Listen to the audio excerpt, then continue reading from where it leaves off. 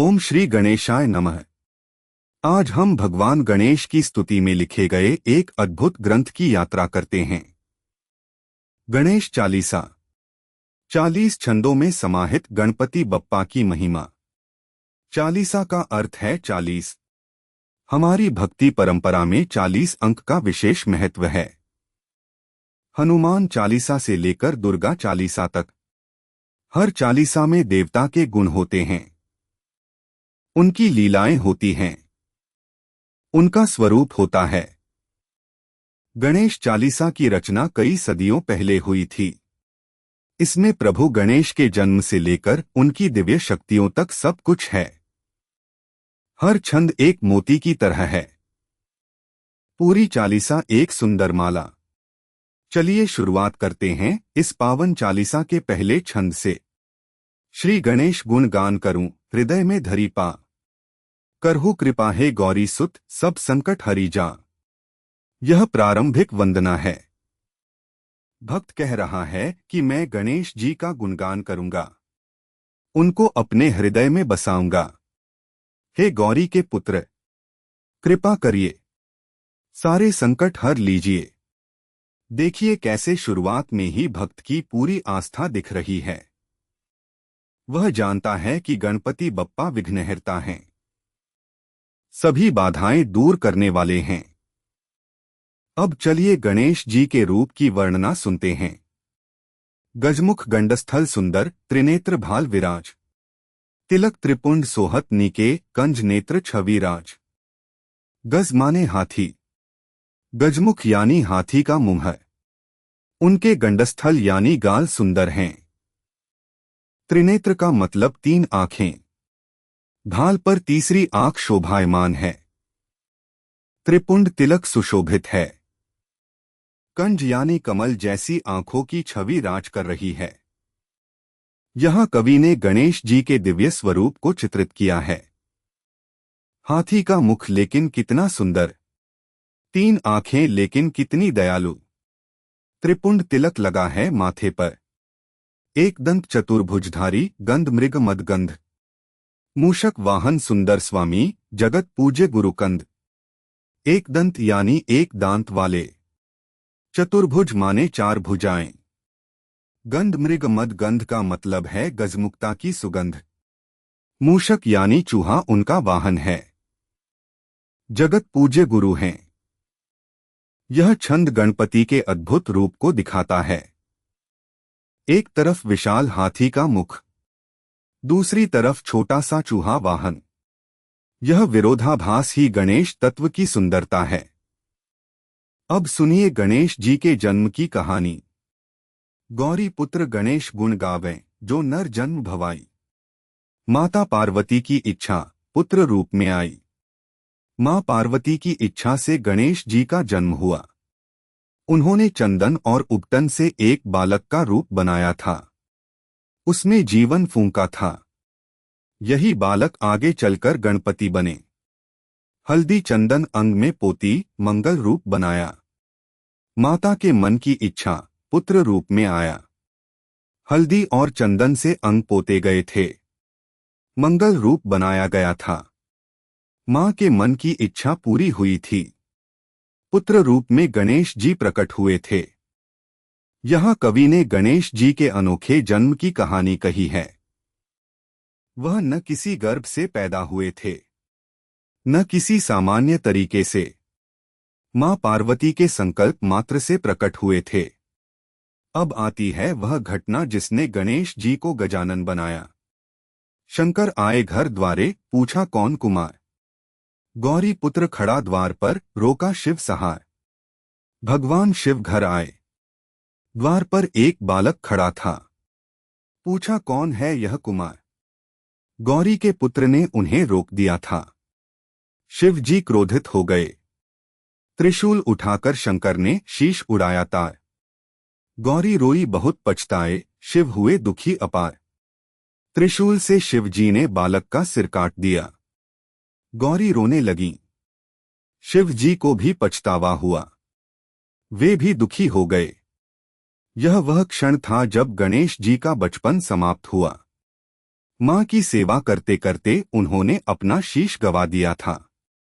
हाथी का शीश ला करके शिवजी लगाया जोड़। गणेश नाम से पुकारा, तब से गजमुख छोड़। शिवजी ने हाथी का शीश लाकर जोड़ा, गणेश नाम दिया, तब से वे गजमुख कहलाए। यह था उनका दूसरा जन्म। गणेश नाम का अर्थ है गणों के ईश। शिव जी के गण यानी भूत प्रेत, उन सबके स्वामी बना दिए गए गणेश जी को। प्रथम पूज्य प्रभु गणेश जी सबसे पहले ध्यान। हर काज में आदि देव हैं, करते सब कल्याण। गणेश जी प्रथम पूज्य हैं। हर काम से पहले उनका ध्यान किया जाता है। वे आदि देव हैं, सभी का कल्याण करते हैं। यही कारण है कि कोई भी शुभ काम हो, पहले गणपति बप्पा को याद किया जाता है। चाहे विवाह हो या व्यापार, पहले गणेश वंदना। विद्या बुद्धि दाता गणेश जी, सिद्धि रिद्धि के दाता। मंगलकारी शुभकारी प्रभु, सब संकट के नाता। विद्या और बुद्धि के दाता हैं गणेश जी, सिद्धि और रिद्धि देने वाले हैं। मंगलकारी और शुभकारी प्रभु हैं, सब संकटों को काटने वाले। गणेश जी के पास दो शक्तियां हैं, सिद्धि और रिद्धि। सिद्धि यानी सफलता, रिद्धि यानी समृद्धि। ये दोनों उनकी पत्नियां मानी गई हैं। मोदक प्रिय गणपति के, खीर खुशी का भोग। लड्डू चढ़ावे भक्त सभी, मिटे सभी संयोग। मोदक गणपति जी का प्रिय भोग है। खीर भी चढ़ाई जाती है। लड्डू चढ़ाने से सभी बुरे संयोग मिट जाते हैं। मोदक यानी मिठाई का एक प्रकार। यह गणेश जी को बहुत प्रिय है, इसीलिए उन्हें मोदक प्रिय भी कहते हैं।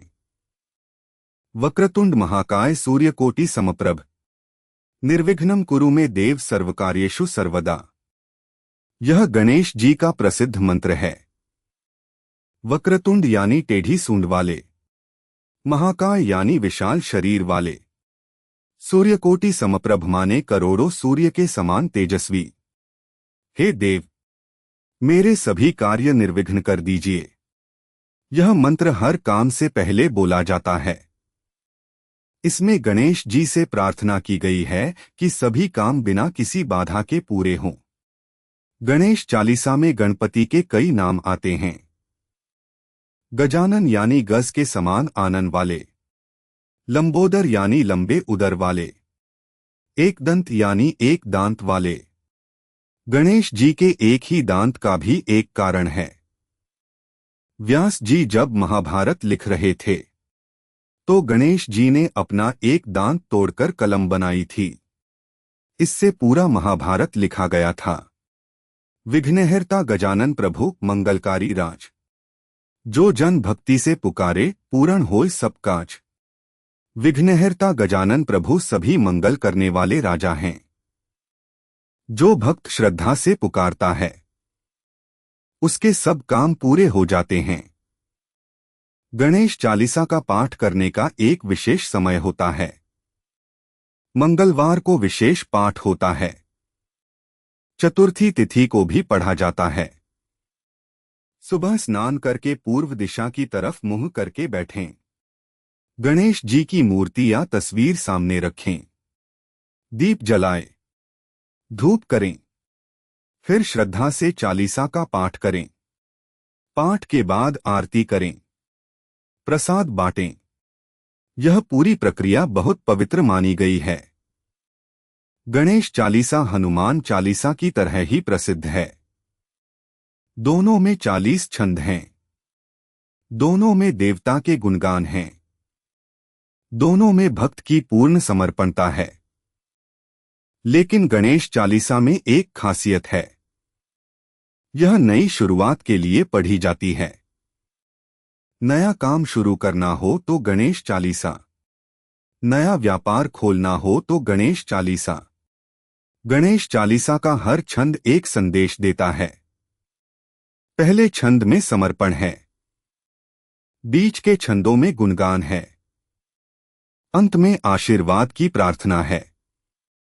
भक्तों का मानना है कि नियमित गणेश चालीसा पाठ से बुद्धि बढ़ती है, स्मरण शक्ति बेहतर होती है, व्यापार में तरक्की होती है। विद्यार्थियों के लिए यह विशेष लाभकारी है। गणेश चालीसा में जो छवि खींची गई है गणपति की, वह अत्यंत मनमोहक है। एक तरफ हाथी जैसा विशाल रूप, दूसरी तरफ मां का लाडला बेटा। प्रभु गणेश की कथा सुनाने में यह संदेश छुपा है कि भगवान कितना भी महान हो, मां के प्रेम के आगे सब छोटा है। गणेश जी ने मां की सेवा में अपना सिर तक न्यौछावर कर दिया था। आज के युग में गणेश चालीसा की प्रासंगिकता और भी बढ़ गई है। जब जीवन में इतनी समस्याएं हैं, तनाव है, चिंताएं हैं, तब विघ्नहर्ता का स्मरण और भी जरूरी हो जाता है। गणेश चालीसा का पाठ करते समय यह ध्यान रखना चाहिए कि केवल श्लोकों को दोहराना काफी नहीं है, उनके अर्थ को समझना भी जरूरी है।